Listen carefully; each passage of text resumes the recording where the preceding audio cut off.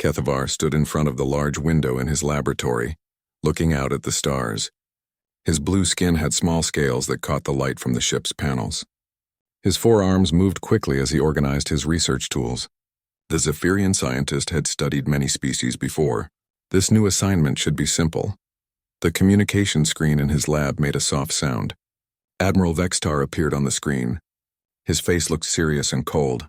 The Admiral was one of the most powerful beings in the Hegemony High Command. "Scientist Kethavar," the Admiral said, "your new mission is ready. You will study a primitive species called humans. They have joined the rebel coalition against our expansion." Kethavar nodded. He had heard about the coalition.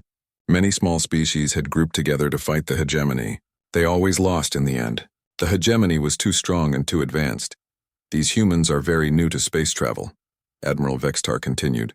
"They barely understand basic technology. We need to know how they fight so we can defeat them quickly. Study their combat behavior. Find their weak points. Find what makes them surrender." "How long do I have for this study?" Kethavar asked. "Take whatever time you need. But remember, this is not important work. Humans are just another animal species. They will follow basic pack behavior like all mammals. Your job is to make the official report so we can finish this war faster." The screen went dark. Kethavar looked at his research files. He had studied dozens of species before. Mammals were always the same. They fought hard at first, but when they faced real danger, their survival instincts took control. They would surrender to save their lives. It was basic biology. 2 days later, Kethavar's research ship arrived at its new position. The ship was called the Silent Observer. It had the best hiding technology in the Hegemony fleet. The humans would never know he was watching them. The ship stopped near a star system called Kepler 442. Intelligence reports said human forces were active in this area. Kethavar set up his observation equipment and waited for his first look at human warfare. His computer showed him basic information about humans. They came from a planet called Earth. They had only developed faster than light travel 50 years ago. Their technology was hundreds of years behind hegemony standards. They were mammals with 2 arms and 2 legs. Average height was about 6 feet. Their lifespans were very short compared to most galactic species. "Typical primitive mammals," Kethavar wrote in his first report. "Limited technology, short lives, basic social structure. Expected combat behavior should follow standard mammalian patterns. Aggression will be territorial and defensive. When faced with superior force, survival instincts should override aggression." Kethavar spent his first week watching human colonies from far away. The humans seemed normal enough. They built simple buildings and moved supplies between planets. Their ships were crude but functional. They had families and worked together in small groups. Nothing seemed special about them. Then the alert systems on his ship started making noise. A battle was about to begin. The ship's main screen showed space near a human colony world. A small human fleet was moving into position. Kethavar counted 12 human ships. They were all small compared to hegemony vessels. The biggest human ship was about half the size of a standard hegemony cruiser. Approaching from the other direction was a hegemony patrol force. Kethavar knew this type of force well. 3 heavy cruisers, 6 destroyers, and 2 troop transports. The hegemony force had more ships, bigger weapons, and better shields. The humans had no chance of winning this fight. "Perfect," Kethavar said to himself. "This will be a good chance to observe standard surrender protocols." He activated all his recording equipment. This would be useful data for his report. He expected the battle to last about 20 minutes. The humans would fight briefly to show courage, then surrender when they realized they could not win. The hegemony commander sent a message to the human fleet. Kethavar listened to the translation. "Human ships, you are outgunned and outnumbered. Surrender now and you will be treated according to galactic war protocols. Continue fighting and you will be destroyed." Kethavar waited for the human response. This was always the most predictable part. The human commander would ask for terms, negotiate for better treatment, then surrender to save his people's lives. The human response came back quickly. The voice was calm and steady. "This is Captain Jake Morrison of the UES Defiant. Hegemony forces, you are not welcome in this system. There are civilian colonies here under our protection. Leave now or we will stop you." Kethavar checked his translation equipment. The message seemed wrong. He played it again.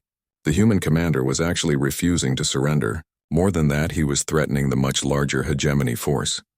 "Interesting," Kethvar wrote in his notes. Human commander appears to be bluffing to improve negotiation position. This is more sophisticated than expected for a primitive species. But the human ships began moving forward. They were not running away or asking for more time to negotiate. They were actually advancing toward the hegemony fleet. Admiral Dexmore, the hegemony commander, seemed surprised too. He sent another message. Human commander, you have 12 small ships against our 21 advanced vessels. Your weapons cannot penetrate our shields. Your ships are too slow to escape. Surrender is your only option. Captain Morrison's reply was immediate.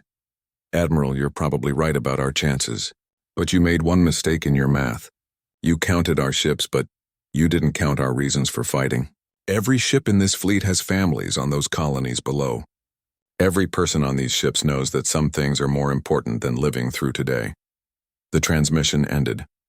The human fleet continued advancing. Kethvar felt confused. This was not following any pattern he had studied before. The humans knew they could not win. They knew they were going to die. But they were still attacking. It made no biological sense. Computer, he said. Review all files on mammalian combat behavior under impossible odds. No data available, the computer replied. All studied mammalian species surrender when facing certain death. Kethvar watched as the two fleets moved closer together. In a few minutes, the weapons would start firing. He was about to observe something that his science said should not exist. Mammals fighting when they knew they could not survive. The human ship spread out into attack formation. Whatever was about to happen, Kethvar knew his simple assignment had just become much more complicated. The first weapons fire lit up space between the two fleets. Kethvar watched from his hidden position as bright energy beams crossed the darkness. The hegemony ships had much stronger weapons, but the human ships moved in ways he had never seen before. Instead of trying to run away or form defensive positions, the human ships flew straight at the enemy. They spread out and attacked from all directions at once. It was like watching someone throw themselves off a cliff on purpose. The human ship called Aurora took a direct hit from a hegemony cruiser's main gun. The blast tore a huge hole in the ship's side. Air and debris flew out into space. The ship's emergency lights began flashing. Kethvar expected the Aurora to retreat for repairs. That was what any reasonable species would do. Instead, the damaged ship accelerated toward the cruiser that had shot it. "This is Lieutenant Amy Carter aboard the Aurora," came a transmission. "My ship is losing air fast. Engines are failing. But I still have forward momentum and a full load of missiles." Admiral Dexmore's voice came across the communication channel. "Human vessel Aurora, your ship is critically damaged. Evacuate immediately and we will allow your crew to surrender." "Negative," Amy Carter replied. Her voice was steady even though alarms were sounding in the background. "I have a job to finish." Kethvar watched in shock as the Aurora continued flying toward the much larger hegemony cruiser. The human ship was barely half the size of its target, and it was already falling apart. But Amy Carter kept flying straight at the enemy ship. "Computer," Kethvar said, "what is the human pilot trying to accomplish?" "Analysis suggests ramming attack," the computer replied. "However, this tactic has extremely low survival probability for the attacking vessel. Does she know that?" Based on damage reports from her own ship, the human pilot must be aware that this action will result in her death. Kethvar could not understand what he was seeing. Amy Carter was going to die and she knew it. But she was doing it anyway. Why would any creature choose death when life was still possible? The Aurora crashed into the hegemony cruiser's main engine section. The explosion was enormous. Both ships were destroyed instantly. Amy Carter's final transmission came just before impact. "Tell my kids Mommy kept the monsters away." Kethvar stared at the expanding cloud of debris where two ships had been moments before. The human pilot had children. She had a family waiting for her to come home. But she chose to die instead of trying to save herself. "This must be an unusual individual," Kethvar wrote in his notes, "possibly suffering from psychological damage or fear-induced panic. Normal humans would not behave this way." But as the battle continued, Kethvar saw the same behavior from other human crews. The ship Vigilant lost its main weapons in the first exchange of fire. Instead of withdrawing, Captain Bob Turner used his ship as a shield to protect two smaller human vessels. He took hit after hit until his ship exploded, but the other ships survived.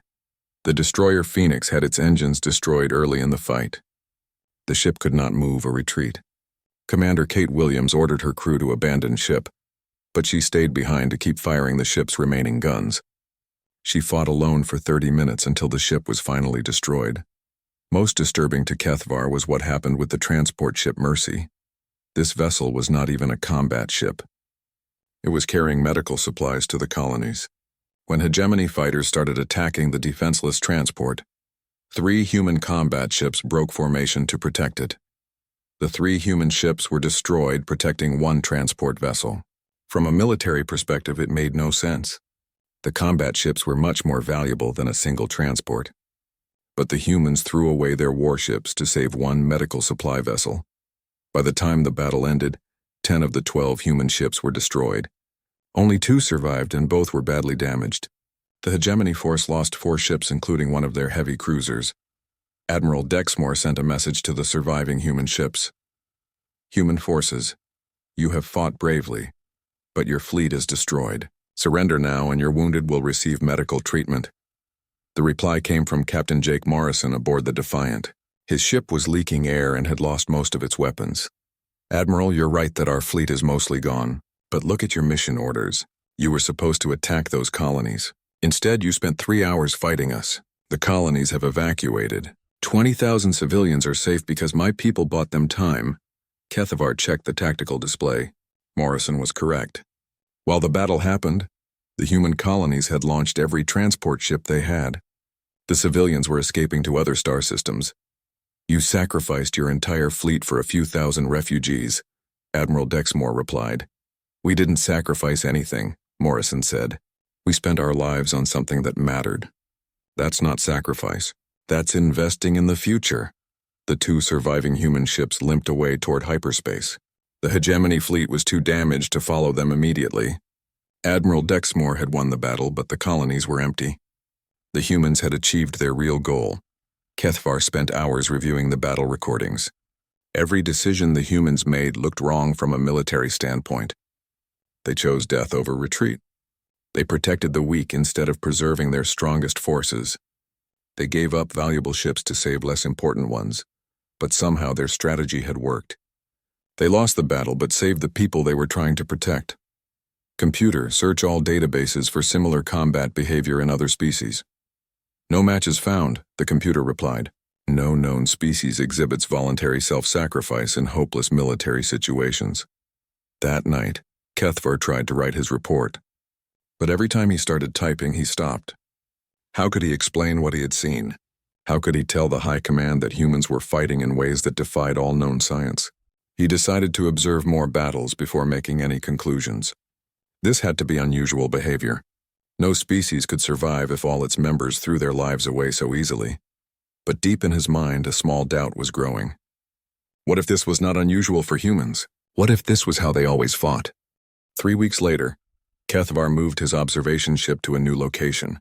Intelligence reports said there would be ground fighting on a mining colony called Titan 7. This would give him a chance to study human infantry combat behavior. The colony was small, with only about 5,000 people. Most were miners and their families. The hegemony wanted the rare metals that were found in the planet's mountains. A negotiated surrender would be simple for everyone. Kethvar positioned his ship in orbit where he could watch everything. The hegemony had sent a full invasion force, 2,000 elite soldiers with the best equipment and weapons. The humans had maybe 300 Marines and some civilian volunteers with basic weapons. The hegemony commander was General Caxrel, known for quick and efficient victories. He sent a message to the human forces on the planet. This is General Caxrel to the human military commander. You are outnumbered 7-1. Our weapons and armor are superior to yours. Surrender the colony and all civilians will be relocated safely to other worlds. The human response came from Marine Colonel Lisa Hayes. General, this is Colonel Hayes. Your offer sounds reasonable, but I have a problem. These people asked me to protect their home. I gave them my word. Where I come from, a person's word means something. Colonel Hayes, your word will not stop plasma cannons. Be practical. Save your people's lives. General, you don't understand. These people are my people now, and I don't abandon my people. Kethvar watched as the hegemony forces landed on the planet. They had advanced dropships, heavy tanks, and powered armor suits. The human defenders had basic rifles, some old vehicles, and simple body armor. It should have been over in hours. But the humans did not fight like any species Kethavar had studied before. They did not try to meet the enemy in open battle where numbers would decide everything. Instead, they split into small groups and used the mining tunnels and rocky terrain to hide. Sergeant Ben Parker led a squad of 12 Marines to defend the main evacuation route. His job was to hold a narrow mountain pass while civilian transports escaped through the tunnels. The hegemony sent 200 soldiers to break through the pass. Ben Parker's squad had good defensive positions in the rocks, but they were still outnumbered 17-1. Kethavar expected them to fight for a few hours, then retreat when their ammunition ran low. The battle started at dawn. Ben Parker's Marines used the rocky terrain well, making every shot count. But the hegemony forces had more soldiers and better weapons. Slowly, they pushed forward. By noon, half of Ben Parker's squad was wounded or dead. They were running low on ammunition. The logical choice would be to fall back to the next defensive position. Instead, Ben Parker sent a message to Colonel Hayes. "Colonel, this is Sergeant Parker. We're taking heavy casualties, but the pass is still secure. How much more time do you need?" "Ben, the last civilian transport launches in 6 hours. Can you hold that long?" "Yes, ma'am." "We'll hold." Kethavar could not believe what he was hearing. Ben Parker knew his squad could not survive 6 more hours against such overwhelming odds. But he was promising to hold anyway. The afternoon fighting was intense. One by one, Ben Parker's Marines fell. When their ammunition ran out, they used rocks and broken metal from destroyed equipment. When their weapons were destroyed, they fought with their hands. At 4 in the afternoon, Ben Parker was the only one left alive. He had lost his left arm to a plasma blast, but he kept fighting. He used a broken piece of metal as a weapon, hiding behind rocks and attacking hegemony soldiers who came too close. "Sergeant Parker," came a transmission from the hegemony commander on the ground. "Your men are dead. You are alone and badly wounded. Surrender now and receive medical treatment." Ben Parker's voice was weak but steady. "Can't do that, sir." "Still got a job to finish." For 2 more hours, one wounded human held off 200 enemy soldiers. He moved through the rocks like a ghost, striking quickly and disappearing again. The hegemony forces could not advance because they never knew where he would appear next. Finally, at sunset, reinforcements arrived to help Ben Parker. But by then, all the civilian transports were safely away. Ben Parker had kept his promise. He held the pass for the full 6 hours. When the medics reached him, Ben Parker was unconscious from blood loss. But he was still gripping his makeshift weapon. Even while dying, he had not stopped fighting. Kethavar spent days analyzing this battle. By all military logic, Ben Parker should have retreated when his position became hopeless. Instead, he chose to stay and die rather than abandon his duty. Computer, analyze Sergeant Parker's tactical choices. Subject made several decisions that reduced his survival probability to near 0. Why would he make such choices? Insufficient data. Subject's behavior does not match any known survival patterns. But Kethavar was beginning to see a pattern. Humans seemed to value something more than their own lives. They called it duty or honor or protecting others. Whatever they called it, they were willing to die for it. The next battle Kethavar observed was even more disturbing. A human medical station was surrounded by enemy forces. Dr. Nina Foster was the only doctor left in the facility. She had been ordered to evacuate with the last transport. Instead, she stayed behind because there were wounded soldiers of several different species still in her care. Some of them were even captured hegemony troops that she was treating. "I took an oath," Dr. Foster said when ordered to leave. "I promise to help the wounded regardless of which side they fight for. I won't break that promise." The building was bombed for 3 days. The roof collapsed and blocked most of the exits. But Dr. Foster kept working. When a fallen beam trapped her leg, she cut it off with her own surgical tools rather than abandon her patients. When rescue teams finally reached the medical station, they found Dr. Foster still treating wounded soldiers. She had been working for 3 days with no food, little water, and a severed leg. But every patient in her care was still alive. Kethavar tried to understand what he was seeing. These humans were not just brave. Bravery was common in many species when defending their homes or families. This was something else. These humans were choosing death to protect strangers, to keep promises, to uphold ideas that had no physical form. His reports to the High Command became more confused and worried. Subjects continued to exhibit non-standard combat behavior. Survival instincts appeared to be overridden by abstract concepts. Unable to predict breaking point using standard psychological models. Request additional time for study. But privately, Kethvar was starting to suspect something that terrified him.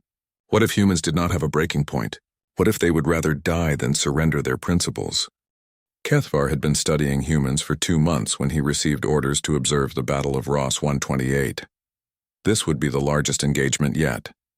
A full hegemony battle fleet was moving to destroy a major human colony world. The planet had over 2 million inhabitants. Most were civilians, families, children, elderly people who had never held weapons. The hegemony fleet included 12 capital ships and 40 smaller vessels. It was enough firepower to destroy the entire planet. The human defense consisted of 1 old colony ship and a handful of converted freighters. They called their flagship the New Hope. It was not even a military vessel. It was a transport ship that had been modified to carry weapons. Kethvar positioned his observation ship where he could record everything. This battle would finally show him how humans behaved when facing complete extinction. Surely they would negotiate, surrender, or at least try to evacuate their civilians. Admiral Zexton commanded the hegemony fleet.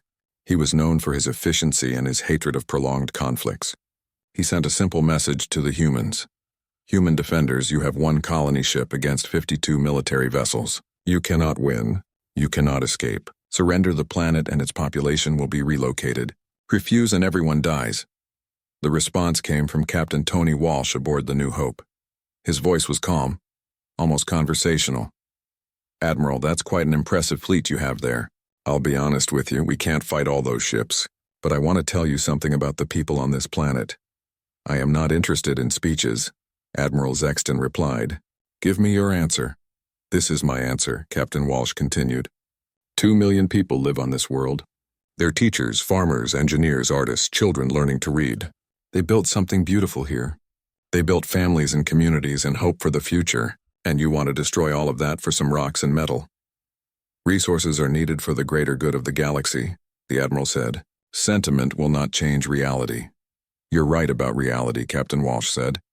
The reality is that we can't stop you from taking this planet, but we can make sure you understand the cost. Kethvar expected negotiations to begin. Instead, the New Hope and its small escort began moving toward the hegemony fleet. This made no tactical sense. The human ships were outnumbered 25-1. Captain Walsh, Admiral Zexton transmitted. Your ships are approaching our battle line. This will be interpreted as an attack. Withdraw immediately. Admiral, we're not attacking your ships. We're protecting something more important than ships. The New Hope continued advancing. Kethvar checked his sensors. The ship was carrying 50,000 refugees from other worlds that had already been evacuated. Families who had lost their homes were now flying directly toward the most powerful fleet in this sector of space. Computer, Kethvar said, what is the tactical purpose of this maneuver? Unknown. Human ships appear to be conducting a suicide attack against overwhelming odds. But Kethvar was beginning to understand human tactics better. They were not trying to win battles in the traditional sense. They were trying to accomplish something else entirely. Captain Walsh opened a communication channel to his entire fleet. Attention, all ships and passengers. We have 50,000 refugees aboard our vessels, and 2 million people on the planet behind us. The enemy wants us to choose who lives and who dies. But that's not a choice we're willing to make. The New Hope's engines increased to maximum power. The ship accelerated toward the center of the hegemony formation. All ships follow the New Hope. We're going to ram their flagship. When we hit, the explosion will create a debris field that will delay their fleet for several hours. That will give the other refugee convoys time to escape. Kethvar realized what Captain Walsh was planning. He was going to sacrifice 50,000 people to save other refugee groups that were fleeing in different directions. It was a calculated trade, 50,000 lives to save hundreds of thousands of others. But these 50,000 people knew what was happening. Captain Walsh had told them the plan over the communication system. They could have demanded that he change course, or tried to take control of the ship, or at least protested. Instead, voices began coming over the communication channel. Ordinary people, not soldiers, just refugees, supporting Captain Walsh's decision. This is Dr. Alan Cooper from the medical bay. My family and I support your decision, Captain. This is Teacher Mary Johnson. My students and I understand what we need to do. This is Engineer Carl Peterson. My wife and I are with you, Captain. One after another, the refugees aboard the New Hope voiced their agreement. They were choosing to die to save strangers they had never met. 50,000 people, including children, making the same impossible choice. The most disturbing voice came from a little girl, maybe 8 years old. Captain Walsh? This is Emma. My mommy says we're going to become heroes today. She says heroes are people who help others even when it's scary. I want to be a hero. Kethavar felt something he had never experienced before. His own species had words for emotions, but he had never felt anything like the cold terror that was growing in his mind. These humans were not just willing to die for abstract principles. They were teaching their children to die for abstract principles. The New Hope was now only minutes away from impact with the Hegemony flagship. Admiral Zexton made one final attempt to stop them. Captain Walsh, there are children aboard your ship. Innocent people. Turn away now and I will allow safe passage for non-combatants. Admiral, Captain Walsh replied, these people are not non-combatants. They chose to be here. They chose to fight for something bigger than themselves. Every person on this ship is a volunteer. The New Hope struck the Hegemony flagship at full speed. The explosion was visible from several star systems away. Both ships were completely destroyed. 50,000 humans died instantly, but Captain Walsh had been correct about the debris field. The scattered wreckage made it impossible for the remaining Hegemony ships to pursue the other refugee fleets immediately. By the time they cleared a path through the debris, over 300,000 refugees had escaped to safety. Kethavar sat in his observation ship, staring at the expanding cloud of gas and metal that had once been the New Hope. 50,000 people had just committed suicide to save strangers. They had done it willingly, knowingly, and with their children's approval.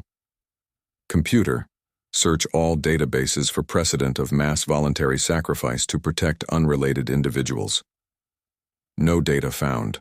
This behavior has no parallel in any studied species. Kethavar began writing his report to the High Command, but his hands were shaking. How could he explain that an entire species seemed to be willing to die rather than live under conditions they found unacceptable? More importantly, how could the Hegemony fight an enemy that saw death as victory? Kethavar had not slept in 3 days. His laboratory was filled with recordings, battle reports, and psychological analysis charts. Every piece of data pointed to the same impossible conclusion. Humans were not fighting to win. They were fighting to prove that some things were more important than survival. The communication screen activated. Admiral Vextar appeared, looking impatient. Scientist Kethavar, your reports have been very confusing. The High Command needs clear tactical information. How do we defeat these humans quickly? Kethavar looked at his data one more time. 6 months of observation, hundreds of battles, thousands of individual acts of self-sacrifice. The pattern was always the same. When faced with impossible choices, humans chose death over compromise.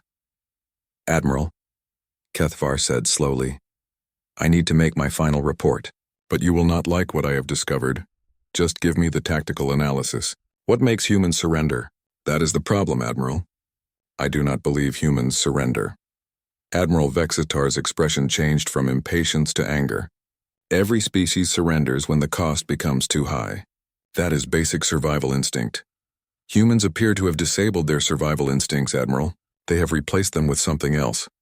Kethavar activated his largest data screen. It showed compilation videos from dozens of battles. Human after human choosing death over retreat. Soldiers throwing themselves on explosives to save their comrades. Pilots ramming their ships into enemy vessels. Civilians refusing evacuation to protect others. What am I looking at? Admiral Vextar asked. You are looking at a species that has weaponized love, Admiral. Explain that statement. Kethavar took a deep breath. Humans do not fight for territory or resources or even survival. They fight for each other. They have created a military doctrine based on the principle that individual death is acceptable if it protects the group. That is suicide, not strategy. No, Admiral. Suicide implies despair or mental illness. These humans are making calculated decisions. They trade their lives for tactical advantages. 1 human will die to save 10. 10 humans will die to save 100. They see it as a good investment. Admiral Vexitar was quiet for a long moment. Even if this is true, they are still a primitive species with limited technology. Superior firepower will defeat them eventually. Admiral, that is not the most dangerous part of my discovery. What do you mean? Kethvar pulled up a new set of data. Humans are teaching other species to fight like they do. The coalition members who work with humans are beginning to exhibit similar self-sacrifice behaviors. This ideology is spreading. The screen showed recent battle reports from across the galaxy. Zephyrian soldiers refusing evacuation orders to protect human civilians. Vorthan pilots ramming enemy ships to save human colonies. Dozens of species were adopting human tactics. Impossible, Admiral Vextar said. Our species have evolved beyond such primitive emotional responses. Admiral, I studied a battle last week where a Vorthan captain named Kreldos chose to stay behind and fight a delaying action while human ships escaped.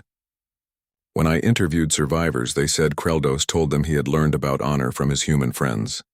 One individual does not represent a species-wide change. Admiral, 17 member species of the hegemony have declared independence in the past month. Their declarations all reference human examples of courage and sacrifice. They are using human tactics and human philosophy. Admiral Vextar stood up from his chair. You are telling me that human behavior is somehow contagious? Yes, Admiral. Ideas are contagious, and the idea that some things are worth dying for is very powerful. Once a person accepts that principle, they become extremely difficult to control through fear. Kethvar pulled up his final analysis. Admiral, I formally recommend immediate withdrawal from all human territory and cessation of hostilities. On what grounds? We cannot win this war, Admiral. We are not fighting humans. We are fighting an idea. The idea that freedom and dignity are more important than life itself. Ideas cannot be killed with weapons. Admiral Vextar was silent for several minutes. When he spoke again, his voice was different. Uncertain. Scientist Kethvar, prepare your full report for transmission to the High Command. Include all data and your complete analysis. Yes, Admiral. But I must tell you something else. I will be submitting my resignation from the Xenobiology Corps. Why? Because I can no longer maintain scientific objectivity about humans, Admiral. Studying their approach to warfare has changed how I think about my own life. I find myself asking questions I never asked before. What kind of questions? Questions like, what would I be willing to die for? What principles are more important than my own survival? If I saw injustice happening to others, would I have the courage to stop it even if it cost me everything? Admiral Vextar looked disturbed. Those are dangerous thoughts, scientist. Yes, Admiral. That is exactly why we cannot defeat humans. They make everyone around them ask dangerous questions. After the transmission ended, Kethvar sat alone in his laboratory. He looked out at the stars and thought about everything he had learned. For 6 months, he had watched humans choose death over dishonor. He had seen them protect the weak, keep impossible promises, and sacrifice themselves for strangers. Most disturbing of all, he had begun to understand why they made these choices. They believed that some things were more important than individual survival. They believed that love, honor, justice, and freedom were worth any price. And now Kethvar believed it too. He began composing his final personal log entry. The humans have a saying, greater love has no one than this, that someone lay down his life for his friends. They have built an entire civilization around this principle. They do not see death as defeat. They see it as the ultimate expression of love. I came here to study an enemy. Instead, I have found teachers. They have shown me what it means to be truly alive, not just surviving, but living for something greater than yourself.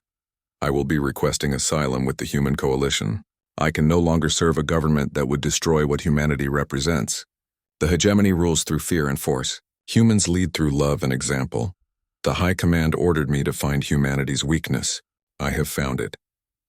Their weakness is that they care more about others than themselves. But this weakness is also their greatest strength. It makes them impossible to defeat and impossible to ignore. They ordered me to study humans in war. I have completed that study. I understand now why previous research teams went silent. It is not that humans killed them.